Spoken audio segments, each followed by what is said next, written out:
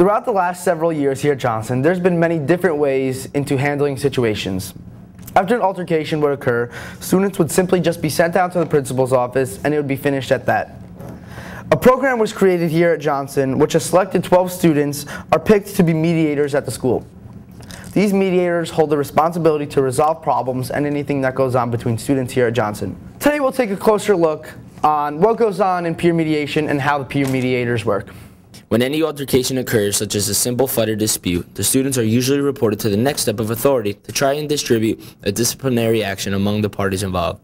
Although this may seem the right thing at the time, this may only be a cover-up to the issue, for no lesson can actually be learned from this. A student is usually recommended for mediation by an authority figure at the school.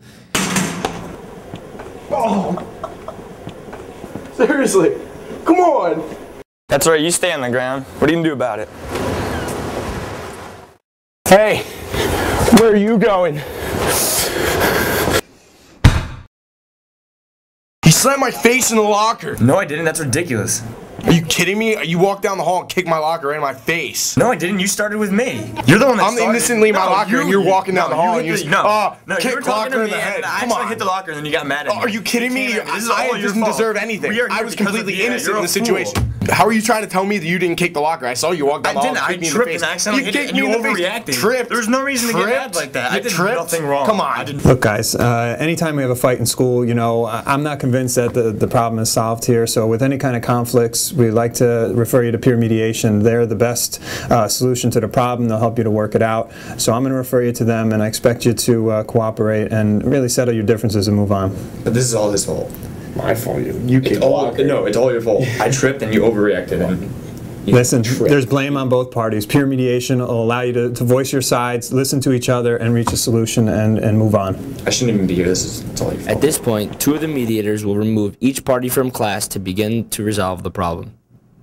On the way down to the mediation room, the mediator will begin to explain a few rules, along with several promises that will be granted to each student. Some things that are said are, we are completely confidential, and you never have to worry about anything leaking out to anyone. Or, I, along with the other mediator, am completely neutral throughout the mediation. This is said to guarantee the utmost respect and comfort for each student. When both parties arrive in the mediation room, each student tells their side of the story, but only in a professional, respectable manner. After spending time in the mediation room, an agreement must be made among the disputants to make sure no other problems will occur. After an agreement is made, the students are walked back to their class separately and the day will go on. A follow-up mediation can be made if the mediators believe it is necessary to make sure all is going well. Yeah, like, they really showed us, like, I mean, like, it was kind of my fault, but... Your fault? Come on. Like, I feel bad. What I learned in there is that this was my fault. I was in the way. I shouldn't have hit you. Yeah, but I mean, like, I hit the locker and then you, like, it hit you. You got mad. I understand that. I'm sorry about that, bro. But if it weren't for peer mediation, we would have never found out how great of friends we could have been. Yeah, I know. You got us to see how, like, we could just be friends. You're the best. You too.